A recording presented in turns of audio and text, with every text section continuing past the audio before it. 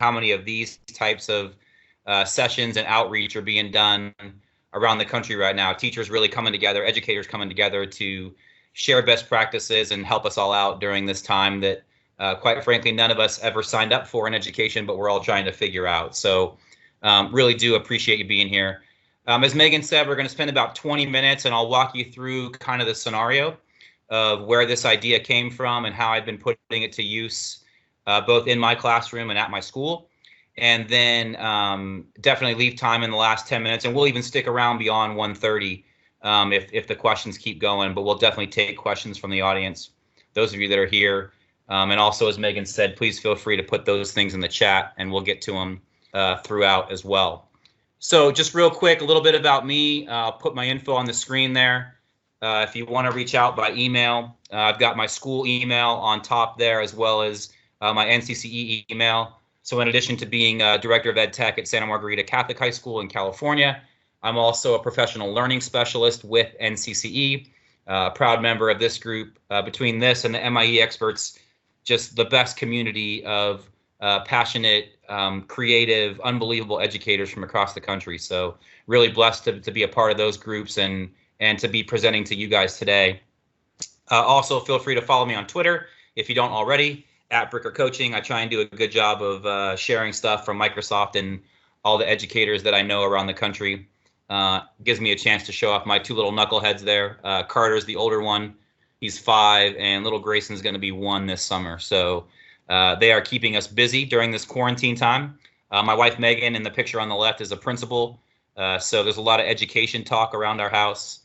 She's at a public school. I'm at a private school. So we're having a lot of really interesting conversations about how to manage this whole remote learning environment. And as I mentioned, everybody's trying to figure this out and reinvent themselves as a school, a district, and an educator all at the same time. So a little bit about where this idea came from. I have been working on redesigning my classroom for the past couple of years. So this is a picture from last year. We redid one of our classrooms on campus. I would say probably 95% are the traditional rows and columns of desks. We're still very old school in that regard, as I know a lot of schools are. And I just wanted something different. I wanted to start teaching more collaboratively and free flowing. I was tired of walking up and down the aisles.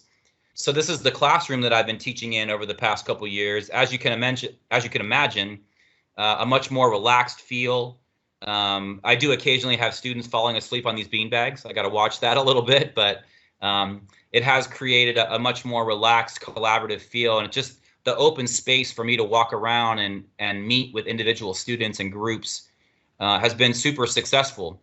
I teach just one class in addition to my role as Director of Ed Tech, and that class is a senior academic calculus course. So these are kids that they're pretty good at math, but they're not the AP, IB, really advanced variety.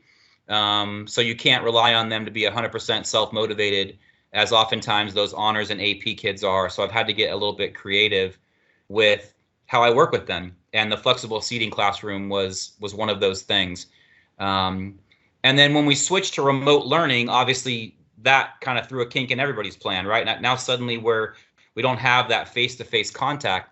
And so I needed a solution to figure out how to create those same group opportunities, small group opportunities, and that one-on-one connection with my students. And that's where private channels came up. So I want to take just 2 minutes. I want to be sensitive. I know there may be folks on the call who are brand new to Teams. So I wanted to do just a quick walkthrough of Teams, just in case anybody is coming to Teams for the very first time and not sure what this whole Microsoft Teams thing is about. So this is the desktop app of Teams. I prefer to work in the desktop app. And you'll see in my role, I'm a member of a lot of different teams on campus. I don't recommend that. I get myself into a lot of conversations that I shouldn't, just because I want to help out.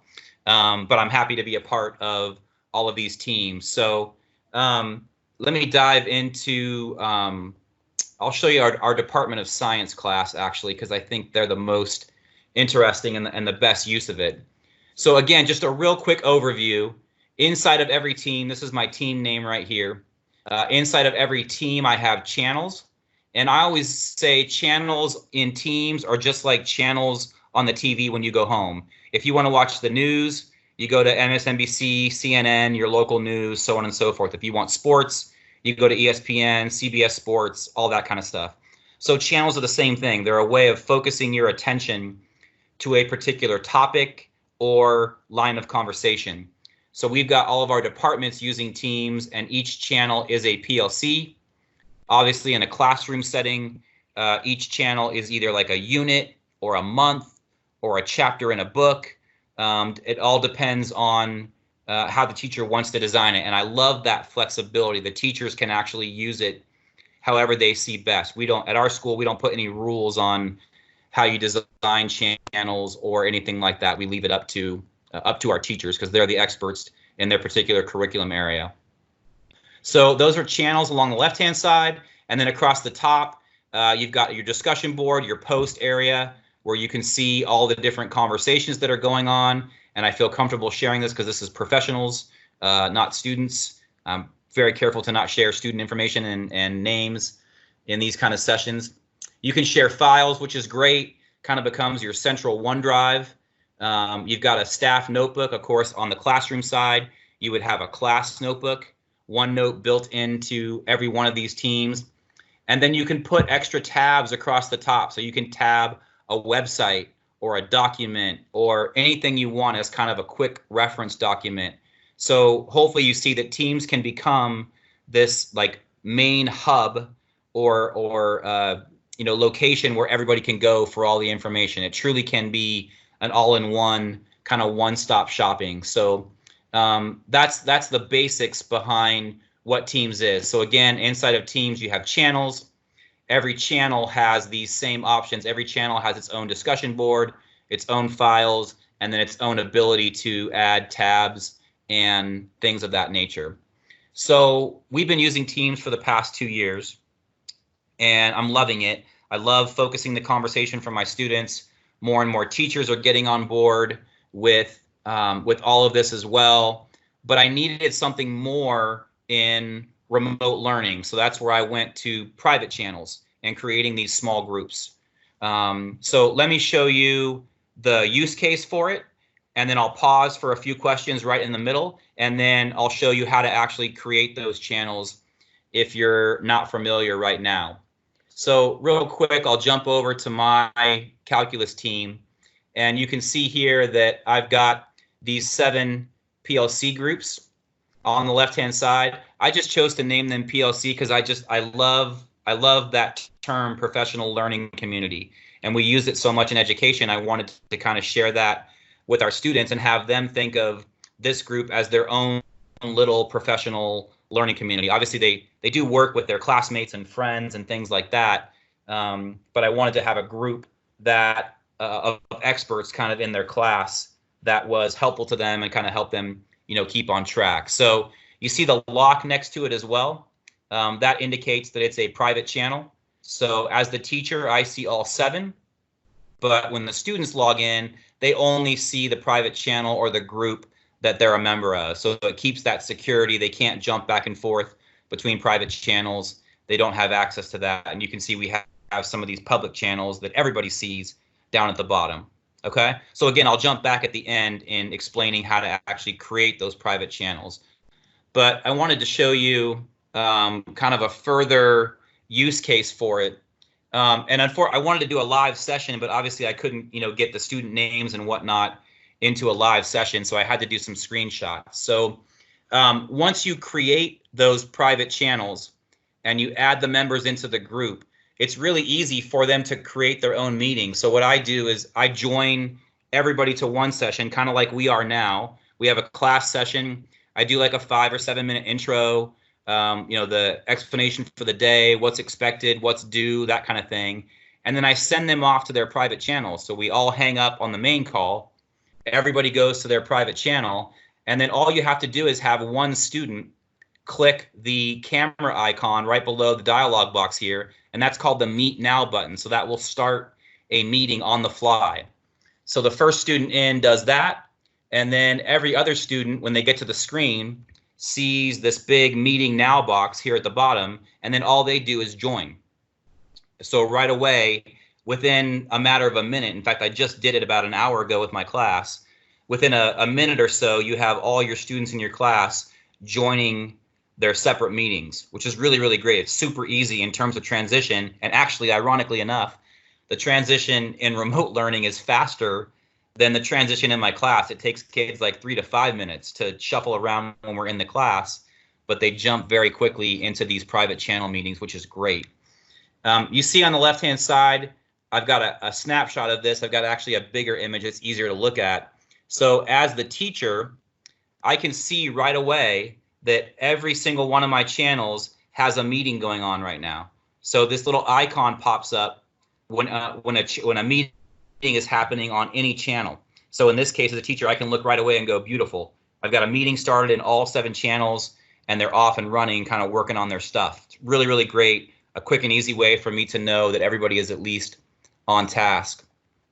And then as a teacher, I can pop in and out of those meetings. So that same screen above, I'm going to see this join button on every one of my private channels.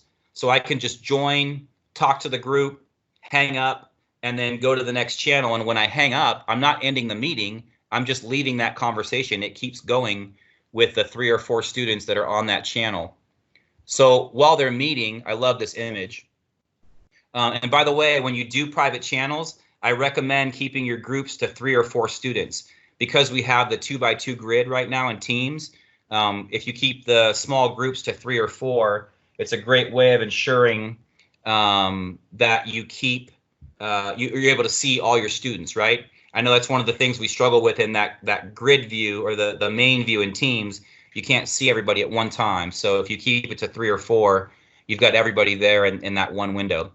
I love this image because you don't see everybody here, but I'm in a math class, obviously. So my students, we all have yogas, Lenovo yogas. So they fold their computers back. So what you're seeing here is their screens are actually flat on their desk. So the camera view we're getting is the ceiling in the room, which is kind of funny, but they're actually writing on their screen. And then when I pop in, shortly after this, they'll all kind of flip their screen up so I can see them, talk to them real quick, and then they go back to their business. One of the things I love about as well is the ability to share a screen. Just like I'm sharing a screen with you guys right now, the students in their small groups can share a screen as well. So this is a student who is sharing their OneNote. They're working through a problem together, kind of collaborating, talking. The students kind of taking notes, working the problem as they discuss. So I love that piece of these meetings is that you have the ability to share anything you want.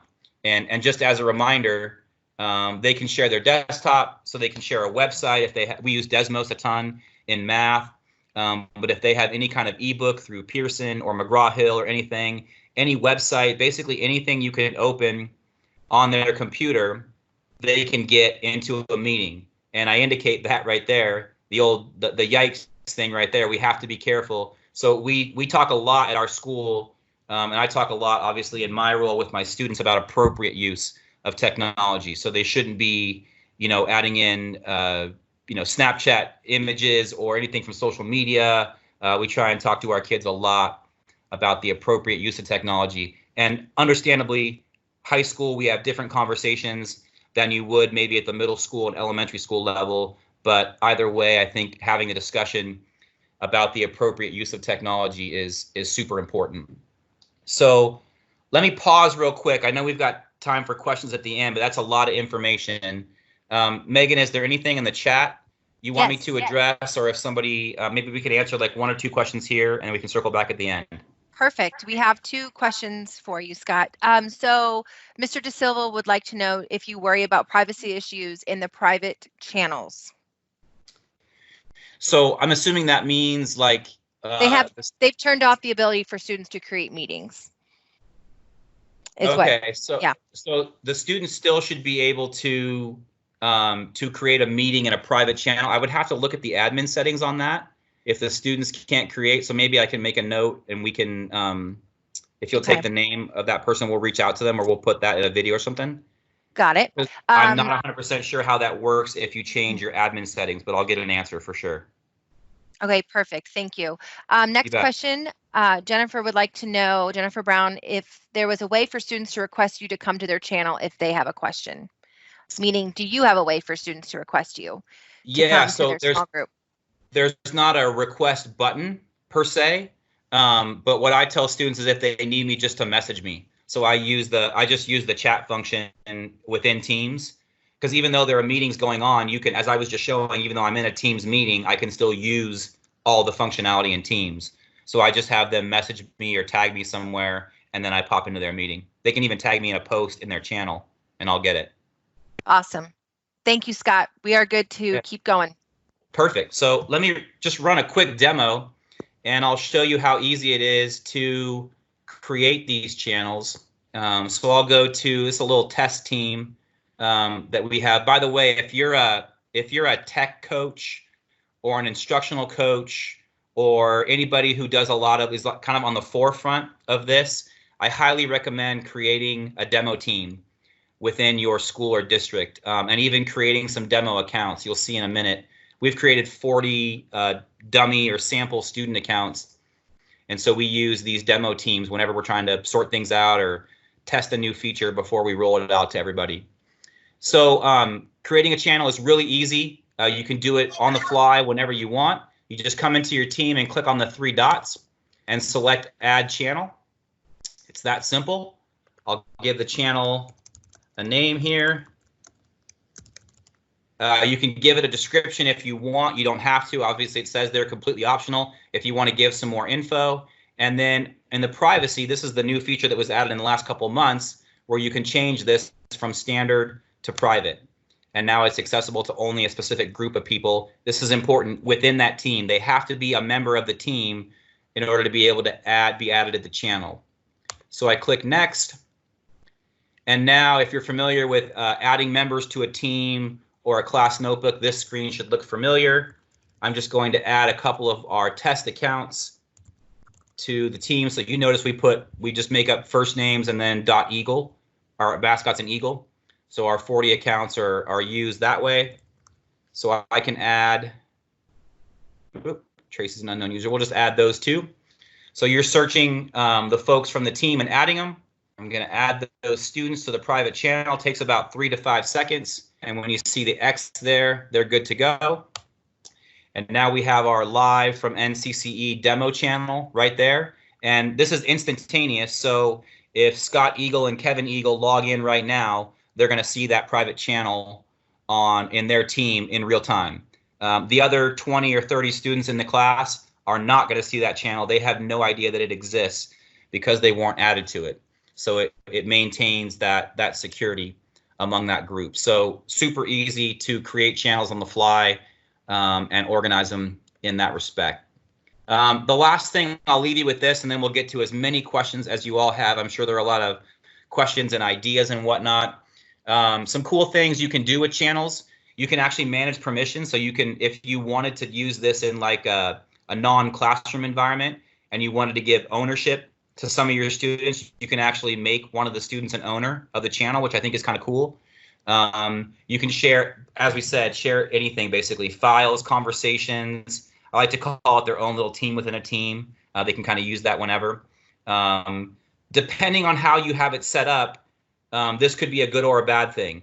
They can meet in this channel whenever they want. So if they want to use it to do homework at night or on the weekends, great, totally useful. If it ends up being something where you see some appropriate use or whatnot, the good thing is all the conversations, all the posts, everything's saved in real time. The only thing you can't do, I'll sneak down to the bottom here, you cannot record a meeting in private channels yet. That's coming, the ability to record a meeting in a private channel. So I know some of you down the road are concerned about, students' inappropriate behavior or a student gets bullied, things like that.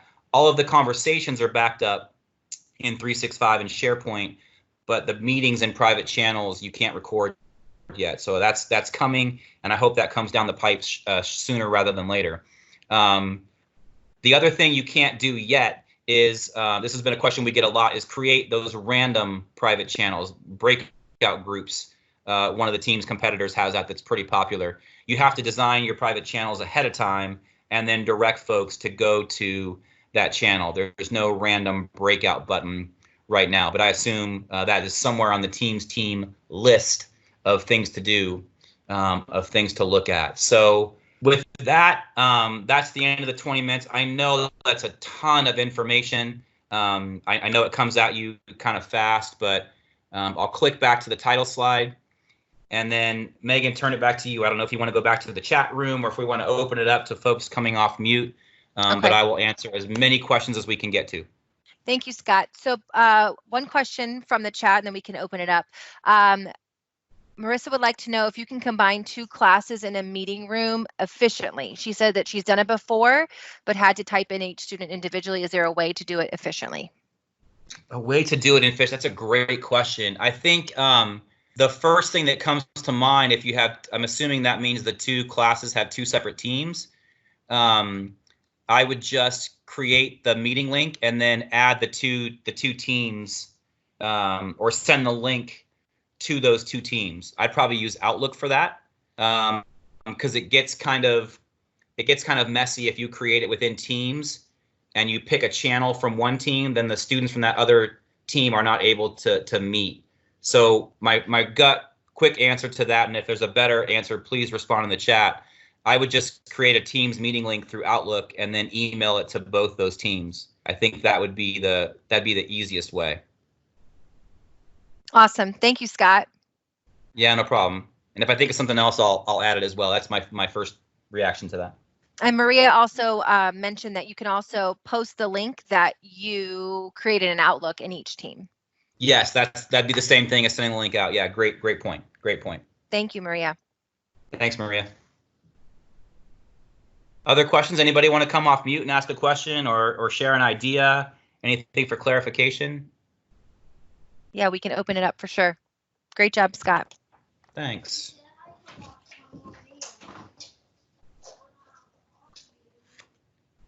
Nobody wants to be bold and come off mute. I get it. It's intimidating. Maybe there's more from the chat. I'll look through too. I don't know, Megan, if you have anything. Yes. Do you have Go right ahead. I have something. You go right ahead, Mohammed.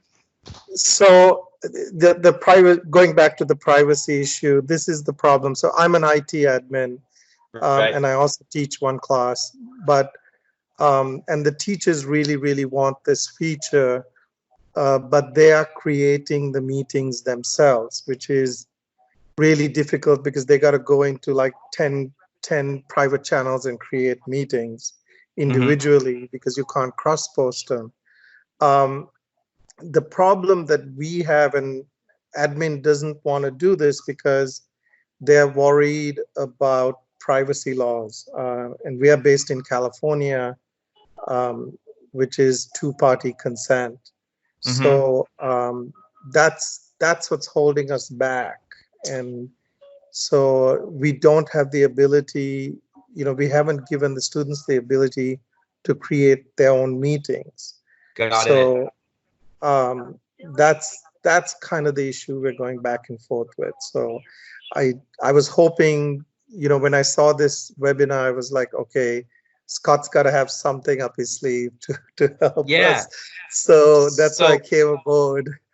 And, sure, that's an awesome scenario.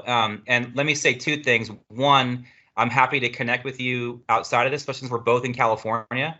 So hopefully you got my email. I'll throw it up at the end, but definitely reach out and let's have a chat. But my first thing would be, there's got to be a way. I don't know if you have an acceptable use policy that you have your students or families sign, some waiver. There's got to be a way that you can get consent from your families that would satisfy the administration or the district's concerns with that. We have an acceptable use. Okay, yeah, I would think that would cover you. That's what we use. Our families basically consent to, all of that under the assumption that we're keeping things secure and all that kind of thing. But I'm happy to. I can't share everything from our AUP, but I'm happy to share pieces of it, or at least where the idea came from and how we came to that point, if that's helpful. So please do reach out over Twitter or email, and I'm happy to have a conversation. Thanks, Scott. Absolutely. If anyone else has any other questions that you can come off mute to ask Scott.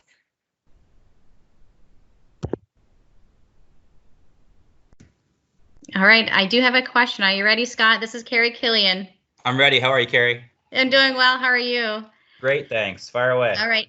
I just had a middle school teacher contact me today, and we did try to set this up. So he has a group of like 84 students in a team on a call. And I have the same thing as an elementary librarian. I have grade level teams together, and they just get really big. So we set up a meeting in the calendar to help make it so that the teacher is a presenter. The attendees cannot mute the teacher, which was very helpful. He said it went better this week because of that. Good. But he said the students were still able to chime in and talk while he was trying to talk. And one thing that really could help with this is if they could have the hand raise feature. And I know this is something that Teams is talking about. And so like if the presenter could have that control of like that only the presenter can speak, and that someone can, click the hand raise feature, and then the presenter can unmute them from their mic. That would help with a larger group settings like this in Teams. What can you tell us about that?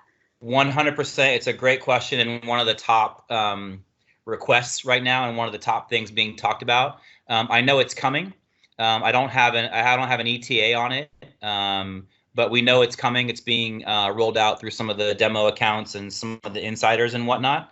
But I think you'll see that feature sooner rather than later. I have no idea if that means a day or a month or what, but I know it's on top of their list, and hopefully will be released very, very soon. Oh, great. Thank you, Scott. Absolutely. Good to talk to you, Carrie. Good to talk to you.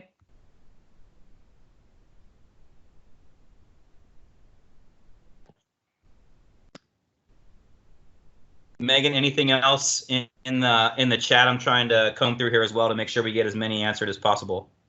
Yes. So Shannon asked, how does class notebook work into your collaboration? Or any other ideas? Yeah, in terms of this scenario, I mean, that's where the students are doing all their work. So we're meeting in teams as a means to make that connection with video and audio, but all of their work is being done in OneNote. So I have the class notebook all set up. They all have their own individual section. I'm distributing pages either with the class notebook toolbar, or I'm using the assignment feature.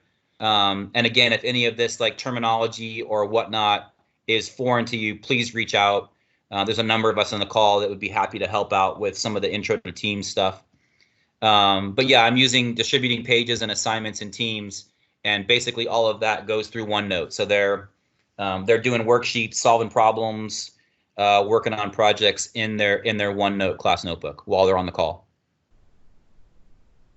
It's a great question. I think OneNote sometimes gets lost in the discussion. Teams is so popular and so cool right now that we forget we have this other awesome tool called OneNote that's already built into that as well. It's a great partner. That's a great partnership. Scott, would you have time to walk through creating a meeting link for Marissa?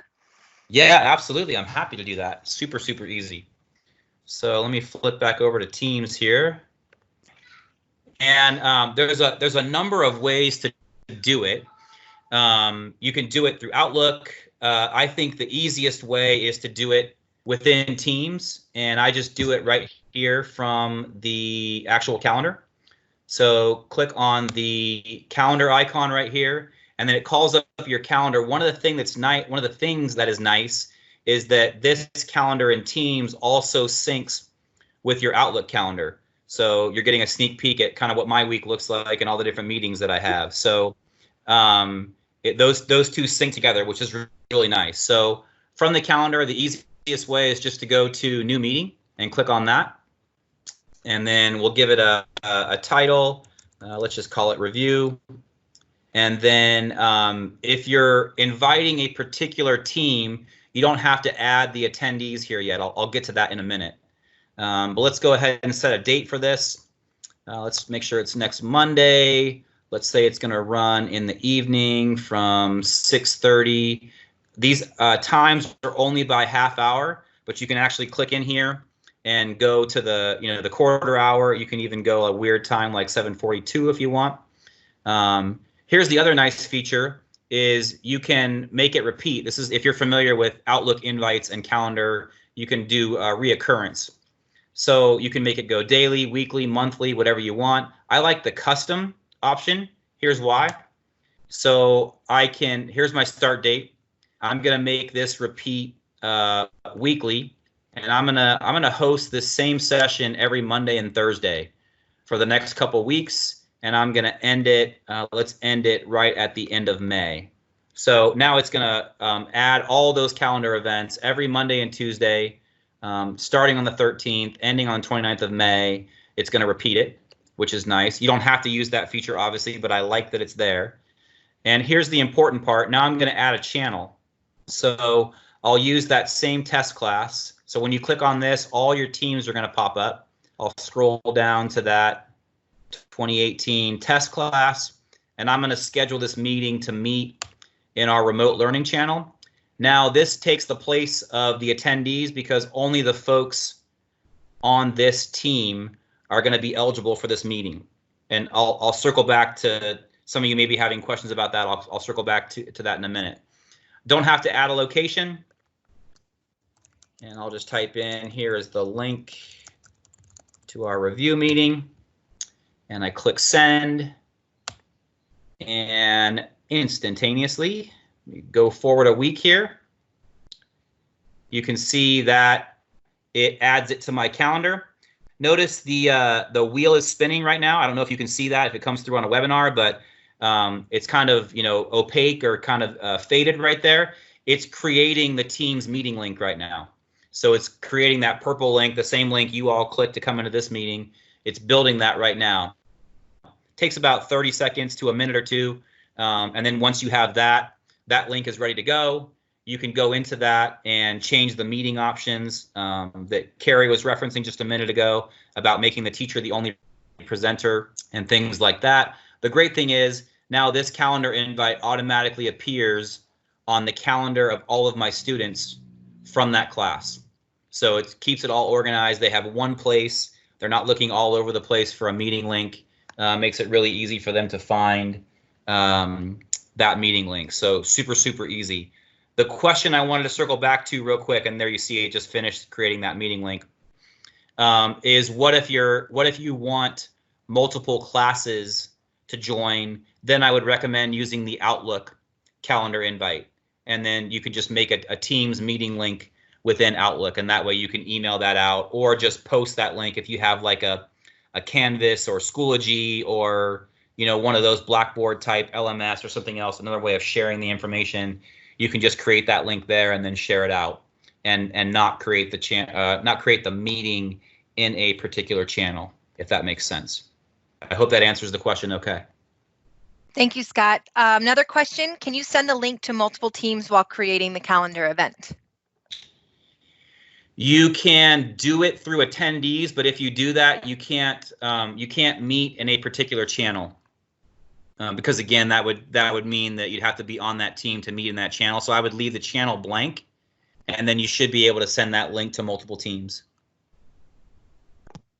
Awesome. Thank you, Scott. No problem.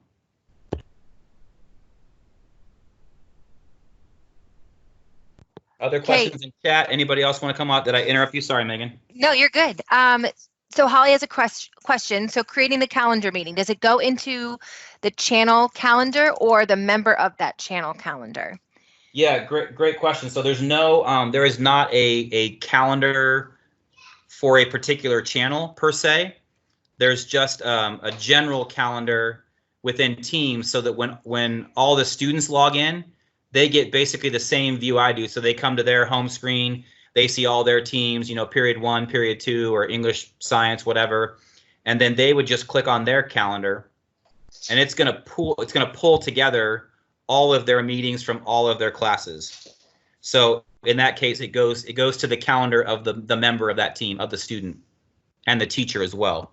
And any co-teachers you may have, if you have classroom aides, or if all your grade 5 teachers are all part of the same team, they would see it as well. Awesome. Thank you, Scott. Sure. Another question, can multiple teams share the same channel? No, they can't. That was kind of what I was alluding to. If you pick if you pick one particular channel to meet in, then only the members of that team can access that channel, which is why I would mention, if you want multiple teams to meet together, then just create that meeting link without, and just share that link out, copy and paste it into an email or post it on a website, or whatever you want, and share that information out that way. That'd be the easier way to share that, because once you pick a particular channel, you're locking it into that group, that team. Awesome. Thank you, Scott. Sure. These are all great questions. Does anyone else have any other questions that we can help you with?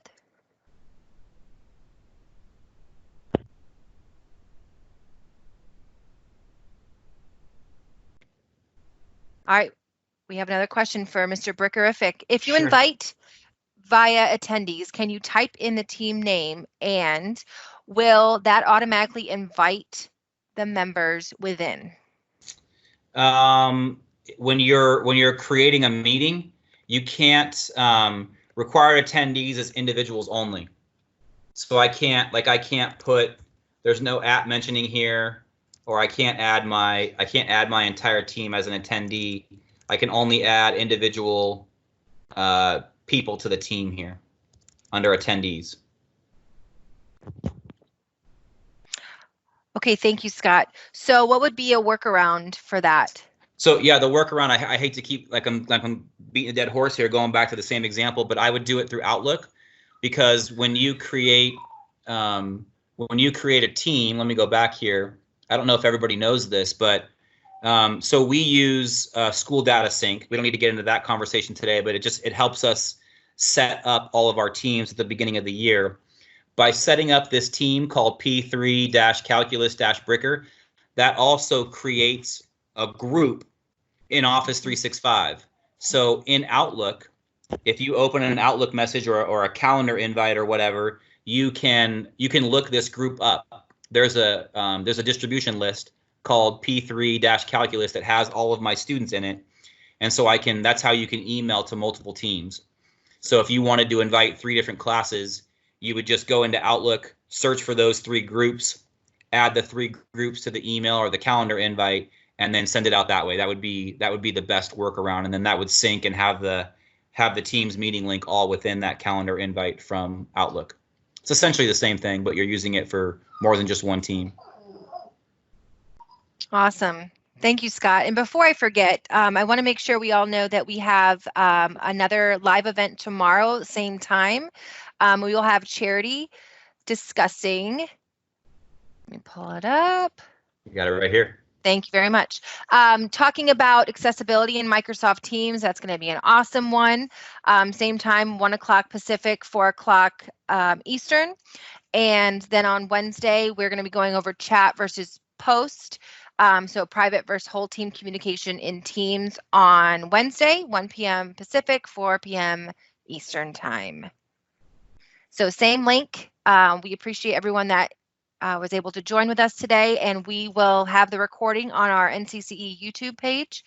And then you can also check out previous recordings from other sessions. So if that is it, Scott, do you have any last words? Yeah, just a thank you to everybody for showing up today. There's been awesome attendance on these sessions, and obviously we're going to keep doing it. We're happy to share. Thanks to Megan for hosting and all of the NCC professional learning specialists that were on the call. And just an encouragement, reach out to us. If there's anything we can do, please reach out to me on Twitter. My email addresses are there again.